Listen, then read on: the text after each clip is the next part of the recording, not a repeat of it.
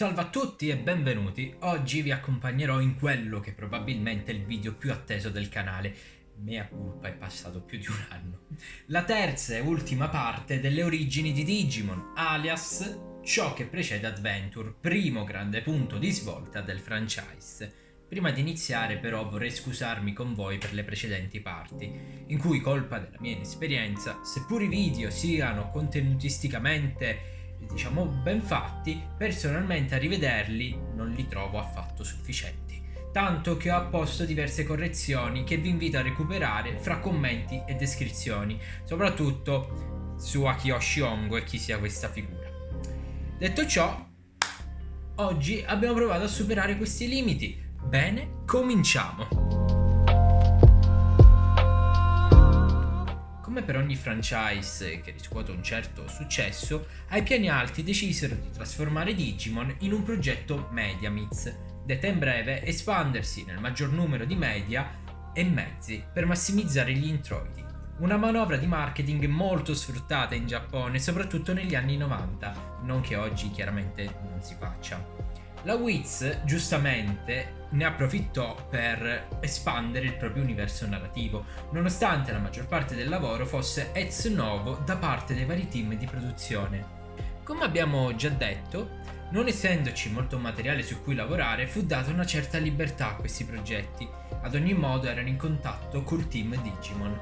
Le tre parole chiave del progetto Mediamits, in generale di Digimon tutt'oggi, sono crescita, battaglia e avventura. Col primo gioco di carte, il cui arco vitale si colloca fra giugno del 99 e novembre 2005, fu possibile dare ulteriori dettagli sui Digimon, arricchendoli di nuove illustrazioni e piccole descrizioni. Inoltre faceva tesoro di tutti gli accorgimenti introdotti nel Pendulum, ovvero il livello Ultimate, la Geogress e i Field, di cui, fra l'altro, nel tempo ne avrebbe introdotti alcuni inediti come i Jungle Trooper, la Dark Area e la Known. Il gioco venne esportato anche all'estero col nome di Digibattle. Purtroppo, per varie scelte di distribuzione, fra cambio del layout, traduzioni errate e mai corrette, e perfino cambio al sistema di gioco, ebbe vita breve. Il gioco originale, invece, è conosciuto all'estero come Hyper Colosseum. Si tratta del formato base del gioco. Infatti ne esistevano diversi, come l'Ultimate Battle, che fa da fondamenta ai successivi TCG Digimon, perché sì, ce ne sono stati parecchi, veramente tanti. Anche Upmon ha avuto il suo personale gioco di carte che utilizzava uno scheletro analogo a questo TCG. Purtroppo però anche lui ebbe vita breve. Nel Sollevante, invece, veniva chiamato per contrazione Digica, e questa sigla dovrebbe ricordarvi qualcosa, visto che è in uso tutt'oggi e venne utilizzata anche in altri periodi, come ad esempio durante Cross Wars. Il gioco era estremamente popolare, soprattutto nel primo arco di vita. Possiamo dire che il franchise intorno al 2002, nella parte finale del periodo Frontier, vivesse prettamente, se non esclusivamente, grazie al TCG. Di ciò comunque è seguito un periodo in cui vi fu un ritorno ai Virtual Pet con un soft reboot, ma è un argomento che tratteremo in ampio modo in futuro. Ma se siete interessati, ne abbiamo già discusso con i ragazzi di Digimon Discovery, vi lascio il link al podcast sull'Anticorpo X nella descrizione. Tra l'altro, l'Anticorpo portò grandi innovazioni anche nell'Hyper Colosseum. Ma una domanda potrebbe sorgerci: perché era così popolare? Facciamo un passo indietro. Siamo nel 1999. Toei e Bandai perdono l'accordo con Shueisha per Yu-Gi-Oh!, che stava iniziando la sua trasformazione col focus sul gioco di carte che penso tutti conosciamo. Toei, Bandai e Cardass, il trio eterno, non potevano certo perdere terreno, e quindi, visto il progetto Mediamits Digimon in corso, perché non sfruttare l'occasione? Le due principali figure dietro al gioco furono per il design Onami, di cui purtroppo non ho trovato granché informazioni, e alla direzione Taneki Koji Kaneki. Kaneki era membro dello staff di V-Jump e si occupava, fra le altre cose, di pubblicizzare il gioco. Spesso si è trovato a collaborare con lo staff di Bandai e soprattutto col suo grande amico Volcano Ota, una delle figure più importanti e fighe del primo periodo Digimon. Se Ota commentava i tornei di Vipet, Kaneki si occupava dell'Hyper Colosseum, visto che si svolgevano negli stessi locali, negli stessi giorni. I due quindi si ritrovavano spesso insieme.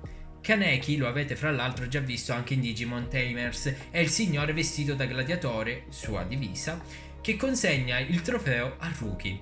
Fra l'altro ha pure prestato la voce al padre di Takuya in Frontier. Se seguite da un po' la pagina vi ricorderete dello short su Volcamon e le sue evoluzioni. In caso contrario vi invito a recuperarlo. Ecco, quel concept è stato proposto proprio da Kaneki. Piccolo dettaglio che ci siamo dimenticati, probabilmente le altre evoluzioni di Volcamon erano legate all'uso di diversi Digimenta. Il gioco attinge a piene mani dal world building preesistente. Vi basti pensare che il mazzo da cui pescare si chiama Net Ocean e gli scarti Dark Area. Le evoluzioni erano ancora esteticamente o concettualmente stocastiche come nei Vipet, tanto che come condizioni evolutive erano necessarie le percentuali di vittoria, che variavano sempre più alte in base al livello e alla specie. Piccola nota, queste percentuali di vittoria erano una carta a sé stante, una carta opzione che possiamo vedere come dei programmi di supporto. Un altro punto di forza del gioco era il playstyle, differente dagli altri TCG in commercio, un po' come ai giorni odierni in realtà, che fra parentesi da lì a breve sarebbe scoppiato come fenomeno, proprio il fenomeno dei TCG. Per dirla in sintesi, in quanto non voglio spiegarvi come si gioca, per quello vi consiglio di cercare guide online, ad esempio su Wikimon. Il gioco innanzitutto si distaccava per l'assenza di mezzi esterni come segnapunti e simili, favorendo una gestione interna. Non puntava sul dominare l'avversario o il campo tramite una massiccia presenza di creature in gioco, quanto piuttosto sul concentrarsi su un solo Digimon su cui creare la strategia e di conseguenza il mazzo. Praticamente il gioco vi immerge letteralmente nel mondo digitale, dove siete voi e il vostro Digimon, il rapporto fra partner tanto importante fin dagli albori del franchise, rimarcato in ogni media giusto con delle differenze sperimentali. Ad esempio in Frontier sono assenti, anche se secondo me potevano usare gli spirit stessi come, diciamo, comunicazione col proprio partner. E in realtà c'è un'ottima gestione e rapporto con i Digimon che abitano il mondo digitale, così come ad esempio anche in It's Evolution e World Eats, dove troviamo solamente i Digimon. E perfino in Crosswords, dove abbiamo armate intere, che personalmente penso sia il concept su carta più figo. Forse è anche per questo che Digimon Tamers, dove il mondo umano è il nostro e l'Hyper Colosseum è così diffuso, che ai giapponesi sta particolarmente a cuore. La fantasia del bambino viene realizzata e supportata. Tutto ciò, però, era per certi versi controproducente per l'inserimento di neofiti. Oltretutto il gioco, progredendo, diventava sempre più, permettetemi il termine, pay to win. L'Hyper Colosseum segue le vicende dei successivi prodotti, riportandole in delle diverse sfumature narrative e dettagli ex novo, tanto da possedere diverse promo legate ad essi. Nota molto interessante, le meccaniche di gioco andavano ad emulare le caratteristiche introdotte in quest'ultimi. Ad esempio, il Digivice eliminava i vincoli evolutivi e donava un bonus in potenza, esattamente come nelle serie animate, un aspetto ripreso anche nell'attuale TCG. Le carte potevano perfino essere usate dal D-Arc, inserendo il codice su di esse, o dal D-Scanner leggendone il codice a barre. Un altro fattore che ha favorito la diffusione del gioco era il prezzo più basso rispetto alla concorrenza.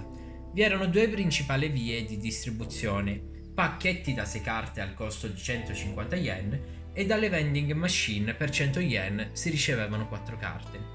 Vorrei un attimo soffermarmi sulle vending machine per una menzione d'onore. Innanzitutto, le vending machine sono questi dispositivi simili a distributori ove, inserendo una moneta, si riceverà per l'appunto delle carte, molto comuni tutt'oggi in Giappone. Solitamente la Cardass distribuisce attraverso queste macchine carte di tipo informativo su personaggi di cui detiene i diritti, Pokémon, Dragon Ball, Digimon, eccetera eccetera. Per quanto riguarda quelle Digimon, coprirono il periodo Digital Monster e Pendulum, offrendo sul loro retro qualche informazione extra e artwork inediti che ritraevano i Digimon nel loro quotidiano, ad esempio sparando missili.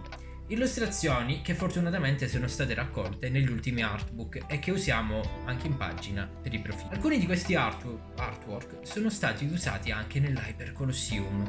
Questo genere di carte informative sono tornate periodicamente nel franchise fino ad Aquemon. Piccola nota tecnica: la Cardass prende il nome da Amedas, abbreviazione di Automated Meteorological Data Acquisition System, ovvero un sistema di monitoraggio meteorologico giapponese. L'Hyper Colosseum introdusse anche, o comunque fu fra i primi TCG a farlo, ad usare la cosiddetta Hot Stamp Card come olografia.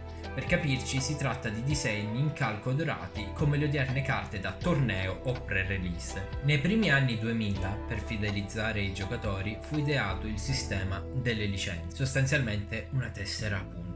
Questa era disponibile sia per i tornei di V-Pet che del gioco di carte. Per quanto riguarda i primi, era possibile accumulare punti con delle sfide coi negozianti, i quali disponevano di una versione particolare del Pendulum, ad esempio con la debug mode incorporata che gli permetteva di selezionare il Digimon da usare a piacimento, giustamente per facilitare la preparazione della sfida. Immaginate dover ciclicamente allenare dei Digimon per farli schiantare contro a chi vi sfida. Poi ogni tot morivano, ma è anche una questione che abbrevia. Nei tornei di V-Pet, fra l'altro, era possibile vincere i device versione D1 Grand Prix, dal nome della competizione. Simpatica chicca: nel Digital Monster Color è presente la particolare grafica di quest'ultimi come sfondo. Uno degli ultimi tornei ufficiali di questo stampo si tenne per celebrare il 20° anniversario del franchise. Purtroppo la struttura di eventi simili nel TCG è scarsamente documentata. La tessera inizialmente seguiva questo schema: gialla, corrispondente a un livello 3 o 4, blu ad un perfect e rossa ad un altro. Successivamente il sistema fu rimodellato in bronzo, argento, oro e platino, sistema ripreso anche nei videogiochi del filone Story per DS, per il rango del Tamer. Le licenze dall'argento in su erano registrate sul sito ufficiale dell'epoca e della licenza platino ne erano segnate solamente 6, tanto da essere considerate nel settore un miraggio. Fortunatamente qualche foto è saltata fuori nell'ultimo anno. Se la ritrovo la vedrete a schermo da qualche parte.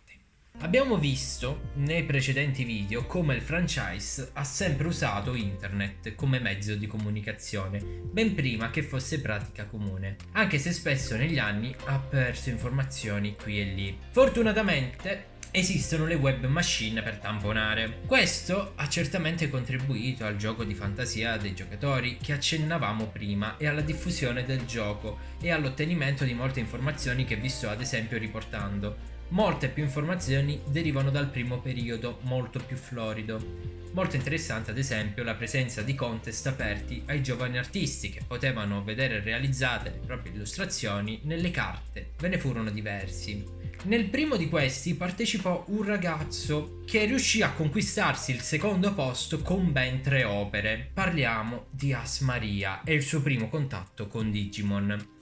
Per chi non lo conoscesse, è uno dei più importanti artisti del franchise che ha anche realizzato diversi design, soprattutto del periodo Anticorpo X, dettando fra l'altro diversi topic grafici come l'Asma Green. Ultima chicca che voglio regalarvi da queste informazioni: in uno dei tornei si presentò un ragazzo, tale Natame Mosayuki, con un mazzo basato sulla sua waifu Lin, e riuscì, anche a dispetto delle sue aspettative, a guadagnarsi il 3° posto salendo sul podio. Un pioniere del genere, un cultore, un fratello. Una vera miniera di informazioni finché, complice un cambio dello staff, non lasciò nel 2006 il posto al successivo TCG, il Digital Monster Card Game Alpha, che fu espanso a sua volta con tanto di una storia seppur minima e coesa con altri media negli arcade. Il Battle Terminal, stiamo parlando di quelli 1 e 2. In alcuni anniversari ha ricevuto dei set speciali con ristampa e aggiunte di Digimon più recenti, anche negli ultimi anni, basti pensare a Kizuna. Ho voluto fare questa parentesi più larga, considerate che nel copione inizialmente inizialmente, erano 4 righe, in quanto ai tempi vidi un certo interesse verso il gioco per via dell'uscita del set ETS 1, che vi attinge a piene mani graficamente e non solo. Il 28 gennaio 1999 esce su PlayStation Digimon World, a conti fatti una versione sotto steroidi del Digital Monster, con un approfondimento del suo scenario fisico, l'isola di File.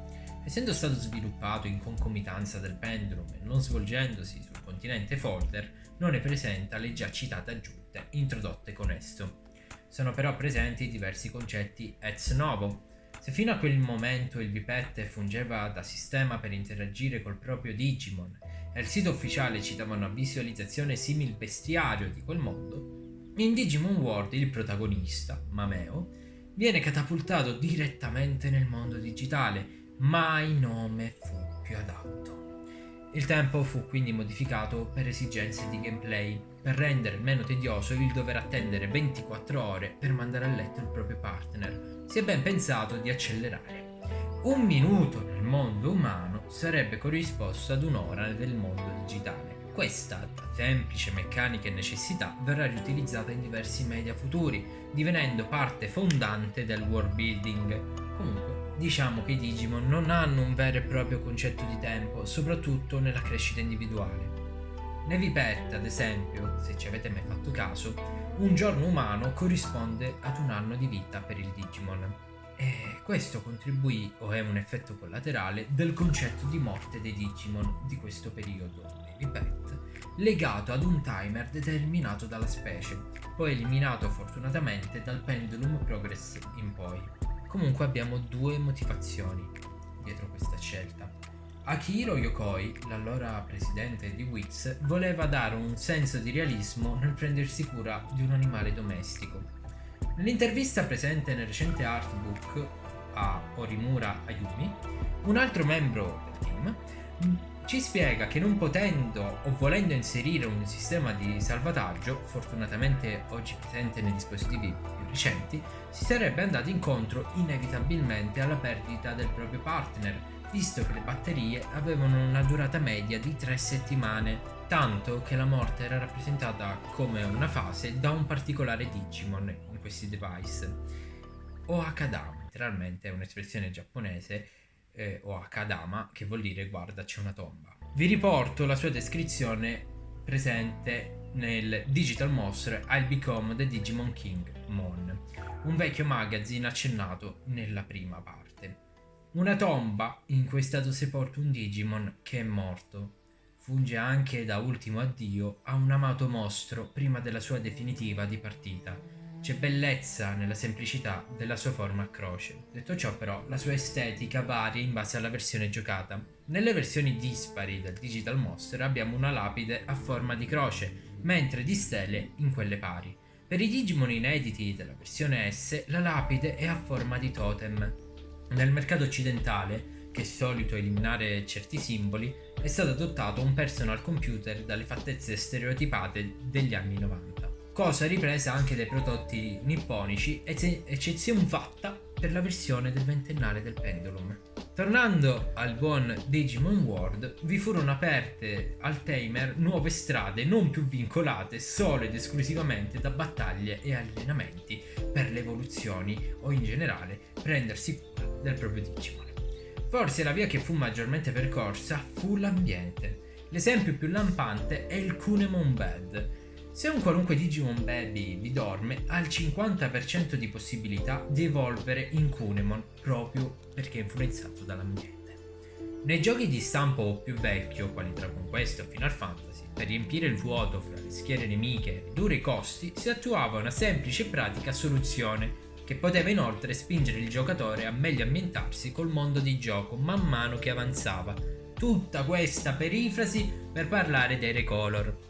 Digimon è relativamente famoso per presentare diverse specie che di pura estetica risultano Recolor, che possono o meno presentare dettagli di differenza, una metodica ancora in uso seppur con meno frequenza. Tornando alla questione ambiente, un esempio di ciò potrebbe essere Mori Shellmon, una variante di Shellmon adattata a vivere nelle foreste. Nello scorso video vi avevo accennato la presenza dell'evoluzione darwiniana nel mondo digitale. Questi primi recolor vennero caratterizzati da esempi di speciazione. Nel recente artbook viene spiegato che per quanto simili esteticamente la struttura del loro Digicore è nettamente differente. Furono anche introdotti alcuni Digimon con un aspetto diverso da quello odierno, come Juraimon molto più creepy o come placeholder Clockmon che fungeva da orologio del gioco. Invece, una novità in questo campo è la Death Evolution, una condizione per cui un Digimon alla propria morte, soddisfando alcuni requisiti, aveva una minima possibilità di scampare al proprio fato, evolvendo in una nuova specie. Un esempio curioso è Metal Greymon Virus in Skull Greymon o Cocatrimon in Oumon. Degni di nota anche gli oggetti evolutivi che contengono i dati necessari o permettono di bypassare i requisiti evolutivi per ottenere Digimon specifici. Oltretutto saranno ripresi in diversi media futuri, fra cui ironicamente gli stessi V-Pet, come nel Pendulum Meets o il Digivice IC. Tornando all'isola di File, due zone spiccano per importanza. Invero è stata riccamente caratterizzata con una moltitudine di luoghi, ma per questa trattazione sono trascurabili. Il villaggio degli inizi, come da nome il punto di partenza del giocatore e luogo di rinascita dei Digimon, riutilizzato in diversi media futuri. Un altro luogo ricorrente nel futuro del franchise è la montagna dell'infinito, l'Infinity Mountain, nella vetta più alta situata al centro dell'isola di File, è la tana dell'antagonista del gioco, Analogman, un arrogante genio ed abile hacker che vede i Digimon come potenziali schiavi, tant'è che li sfrutta attraverso il controllo mentale. Complotta per conquistare l'isola di File e controllare tutti i suoi abitanti, così abile da rendere il mondo digitale il suo parco giochi. Il suo partner, per così dire, è il temibile Mugen Dramon. Il suo nome, probabilmente uno pseudonimo, deriva da analogico in contrapposizione al digitale. Infatti vi si intende, all'interno del franchise, tutto ciò che esiste nel mondo umano. Nel mondo digitale gli esseri del mondo analogico non vengono visti di buon occhio dalla maggior parte dei Digimon, anche grazie all'operato di Analogman. Il nostro protagonista, l'Analog Boy, dovrà quindi riconquistare la fiducia dei mostri digitali. Qui c'è anche un certo discorso implicito fra innocenza dei bambini e la smania di potere degli adulti. Menzione d'onore a Gret King Skumon, lo sporco e rude sovrano della Trash Mountain, che regna sovrano su tutti gli Skumon. Inizialmente tratta con diffidenza il giocatore, ma successivamente gli offrirà una meccanica di gameplay abbastanza interessante. Se il partner del giocatore si è evoluto in uno Skumon, lo riporterà alla sua forma precedente. Se avete letto il report pesce d'aprile dell'anno scorso, saprete quanto sia interessante questa capacità. In caso contrario lo trovate in pagina, vi lascio il link sotto. Oltretutto nell'attuale card game detiene un potere mostruoso, è in grado di trasformare qualsiasi Digimon in uno Skumon, quindi il processo inverso. L'anno scorso si è svolto il primo Digimon Con. Sono state poste diverse domande al direttore del filone videoludico, Abu Kazumasa. Una di queste riguardava il ritorno di Digimon World. Abu ha spiegato che sa che i fan conservano con affetto il ricordo di questo gioco, ma anche se vi fosse l'interesse non saprebbe quale sia la via migliore per questo progetto. Una remastered riportando fedelmente il gioco in una qualità grafica ai passi col tempo, o un gioco che pur basandosi fortemente sull'originale proponga qualcosa di nuovo, come ad esempio l'introduzione del folder continent esplorabile. Domande poste direttamente al pubblico, dandoci perfino la possibilità di rispondere per un feedback. Personalmente preferirei la seconda opzione. Siamo arrivati all'ultimo media della discussione, c'è stato altro merchandise chiaramente, ma per questa serie di video, che anche se non si direbbe vi ricordo essere una sintesi, eviterei di trattarli. Il primo manga serializzato su V-Jump, a partire dal 21 novembre 1998 fino al 21 agosto del 2003, fu Digimon Adventure V-Tamer. Conta fra l'altro diversi crossover con le serie animate, perfino con il recente reboot di Adventure. Da qui la prima esigenza, creazione e dichiaratamente detto uso del multiverso. Riprende tutte le nozioni viste fino ad ora riportandole visivamente in un'ottica ancora più completa.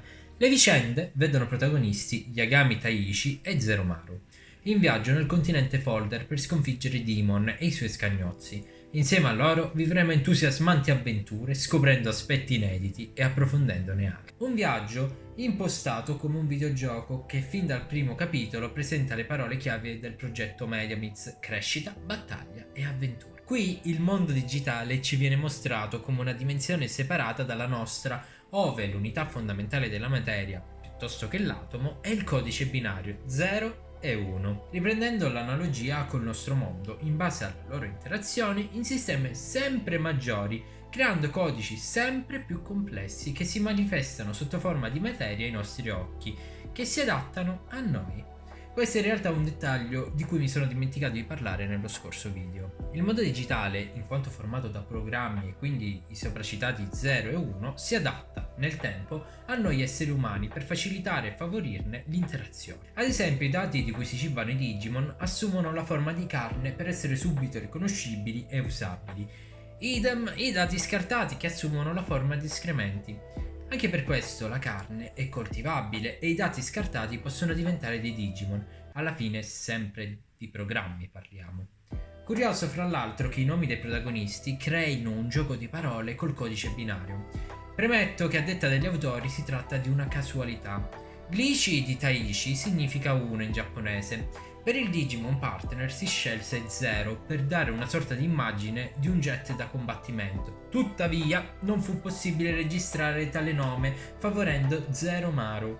Dall'1 del protagonista e dal doppio 0 del partner Digimon è nata la combinazione 100%. Sulle origini dei design di questi due abbiamo un interessante post in pagina che vi lascio in descrizione. Partendo da queste basi e collegandole alle nozioni basilari dette finora sul Digicore, viene introdotto un concetto molto importante: la sovrascrittura. Le emozioni che prova un Digimon influenzano i suoi dati. Più questi sono forti, maggiori sarà l'energia scaturita, con conseguente aumento di forza momentaneo.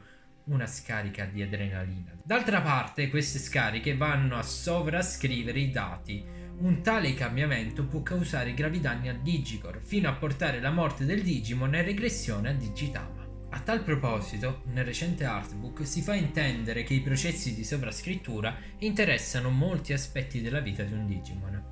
Essendo delle forme di vita, necessitano l'acquisizione di materia per il proprio sostentamento, altrimenti sarebbero costretti a nutrirsi dei propri dati. I dati acquisiti verranno deframmentati durante il sonno.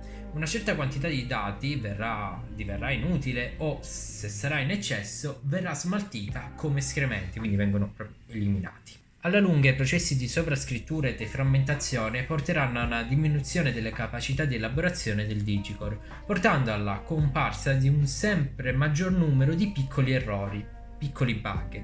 Questo processo di invecchiamento culminerà nella morte.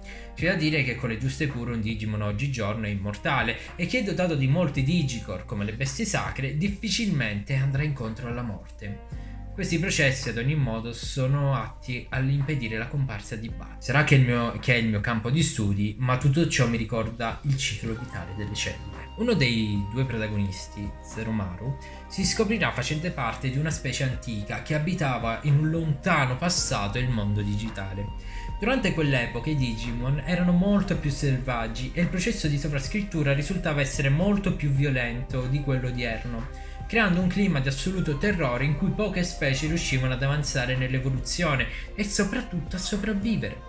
Qui nascono i Digimental, degli artefatti che fungono da batterie per l'evoluzione.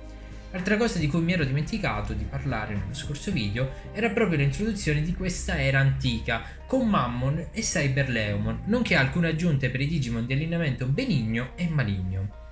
Tutto ciò nel Digital Monster versione OS, che nasconde molte altre curiosità, ma ne parleremo in futuro. Una nozione un po' più oscura e più, ma presente fin da questo fumetto, è la presenza di una sottocategoria del livello Ultimate concessa, come un titolo, solo ai Digimon più potenti. Stiamo parlando del livello 7, il Super Ultimate, nel doppiaggio livello Ultra o Super definitivo. Favorita fra l'altro proprio dalla struttura videoludica del fumetto, infatti è caratteristico di Arcadimon che doveva svolgere il ruolo di super boss. Però forse il dettaglio più interessante, o perlomeno quello che mi ha colpito maggiormente quando lessi questa sublime opera, è la natura del dio di questo mondo. un umano. Mi piacerebbe dirvi altro su questo argomento, ma in questo frangente temporale le informazioni finiscono qui. Vorrei spendere giusto 2 parole sul punto di arrivo di questa rubrica. Per la prima storica serie animata, andata in onda in Giappone dal 7 marzo del 99 al 26 marzo del 2000, Digimon Adventure, si decise di cambiare modus operandi. Bandai e Toei diedero carta bianca al regista Hiroyuki Kakudo, che aveva già lavorato ad un altro lavoro mediamix di successo, Bikkuriman, che seguendo la propria idea cambiò ed ampliò diversi aspetti finora creati, concept tutt'oggi fondamentali, ma questa è un'altra storia che penso conosciate abbastanza bene, soprattutto se avete giocato il recente titolo Digimon Survive. Per addentrarci un attimo nell'ampio discorso sviluppo di Adventure, parliamo di un prodotto commerciale pensato e ideato per uno specifico target, bambini giapponesi fra gli 8 e i 10 anni. La scelta non è casuale, si puntava a quell'utenza che era cresciuta con Pokémon e che probabilmente si sarebbe spostata su uno show simile, ma per bimbi più grandi. Non vedetela propriamente come una competizione, ma semplice strategia di marketing. È anche il motivo per cui ci si è soffermati maggiormente sui personaggi umani, per dare la possibilità allo spettatore di identificarsi, così come la capacità di parlare Digimon. Con l'inizio della serie animata, a mio avviso, finisce la prima macrofase di Digimon. Piccola specifica, i lavori sul primo film, e quello diretto da Mamoru Soda, e la serie iniziarono pressappoco nello stesso periodo, influenzandosi a vicenda, così come furono influenzati dagli altri prodotti del progetto Mediamix. Basti pensare a Yagami Taichi. Prima della conclusione vorrei rimediare ad una lacuna dei primi capitoli della rubrica, presentandovi una delle figure più importanti nello sviluppo di questo primo periodo, Makoto Kitagawara, colui che si occupava delle impostazioni di base, ossia il world building, i profili, eccetera, eccetera. Insomma, il contenuto di questi video. Svolse perfino il ruolo di navigator. Quest'ultime sono figure tutt'oggi presenti che introducono e guidano i fan nel mondo Digimon, in soldoni degli esperti. Ad oggi il suo ruolo è ricoperto da Yusuke Maekawa. La transizione è avvenuta intorno al 2005, durante l'uscita del Digimon Axel Ultimate Genome. In quel periodo Bandai fece molta riorganizzazione interna, ma ne parleremo un'altra volta. A partire dal 2012 venne assoldato per aiutare in queste mansioni Usagizuka Kuniaki. Il recente Digimon Journal è opera sua, così come la novel di Chronicle X presente nell'artbook del Digital Monster X, che racconta approfonditamente lo scontro finale fra Jessamon e Okutomon. Comunque, figure di questo genere, bene o male, le troviamo in ogni media. Ad esempio, la direzione del setting di Tree fu data a Takaaki Suzuki, esperto nelle conoscenze militari. In passato la comunicazione fra Wiz e i vari team di sviluppo non fu sempre eccelsa, portando ad incongruenze ed altre questioni. Fortunatamente, oggi, col Digimon Project, la situazione pare essersi risolta o perlomeno assestata. Nel 2018 Masashi Arada venne messo a capo del franchise, iniziò una lenta riorganizzazione e centralizzazione delle informazioni che culminò nel Digimon Reboot Project nel 2020. L'obiettivo del progetto era il rilancio del franchise, soprattutto all'estero, con prodotti in una prima fase per avvicinare un nuovo pubblico e ora, in quella che stiamo per vivere, con Seekers, dedicarsi in un periodo di decomprensione ai vecchi fan. Oltretutto si sta cercando di dare e rendere facilmente accessibili tutte le informazioni di base per meglio fruire e godersi Digimon. Quando parliamo di Digimon c'è un concetto e mondo narrativo di base da cui viene presa ispirazione. Essa viene interpretata ed adattata in base al media finale, a ciò che gli autori vogliono raccontare, portandoci ad avere distinti universi narrativi con sostanziali differenze. Per fare un esempio pratico userei Mugen Dramon, che ci ha accompagnati per buona parte di questo viaggio. Nasce come una chimera meccanica nei Pet. In Digimon World è il partner di Analogman, in Digimon Adventure è uno dei 4 Dark Master. Nessuna esclude l'altra, ma sono tutte diverse. Per comodità, non essendoci dei nomi specifici per questi universi, il fandom tende a chiamarli col nome del prodotto di riferimento. Anche gli addetti ai lavori parlano di periodi, con un'unica eccezione. L'universo narrativo di Pet viene chiamato dal fandom Mondo Core, in quanto concettualmente è il punto di riferimento per gli altri media, che negli anni, come già detto, ha preso questi concetti di base e scenari per renderli sempre più complessi e da cui tramite adattamento abbiamo avuto serie animate e innumerevoli prodotti. Infine, visto che i vari prodotti, anche dello stesso universo, vengono ideati da figure differenti, con idee diverse, ci porta paradossalmente a non avere un canone, bensì una continuità narrativa, così da avere un multiverso coerente, che offre un'enorme libertà in cui ognuno può creare la propria storia, che fra l'altro è proprio uno dei meccanismi narrativi usati dalla Wiz, probabilmente il mio aspetto preferito del franchise. Tutto ciò è stato ricontestualizzato e attualizzato ad oggi dal recente artbook, che vede il mondo digitale come nucleo delle vicende con diversi mondi umani paralleli che vi interagiscono in modo unico in diverse cronologie. Questo porterà fra l'altro a una diversa visione e comprensione del mondo digitale da parte del mondo umano, sviluppando ad esempio la nascita spirituale di Digimon come in Adventure e derivati. Ghost Game ad esempio è un mondo umano di un prossimo futuro che si sta affacciando nel mondo digitale nel nostro stesso frangente. In passato, per la cronologia del mondo digitale in riferimento al mondo umano, il mondo core, si usava la sigla DC, ossia Digimon Century. Vi ricorda nulla? Il compito che ci siamo prefissati è mostrarvi quanto sia evoluto il franchise e aiutarvi a conoscere quanto ampio e affascinante sia, esaminando le impostazioni e concetti nella loro interezza raggiunta oggi, unendo i vari tasselli e concentrandoci sul mondo core di cui disponiamo maggiori informazioni. Questa chiaramente è la mia visione, ma cercherò di essere il più oggettivo possibile nei prossimi video introduttivi. Cominciamo insieme da zero questo viaggio nel mondo digitale. Citando Hiromi Seki, il bello di Digimon è proprio la moltitudine di opere che ne portano il nome, un vasto albero in cui ognuno può trovare il suo ramo.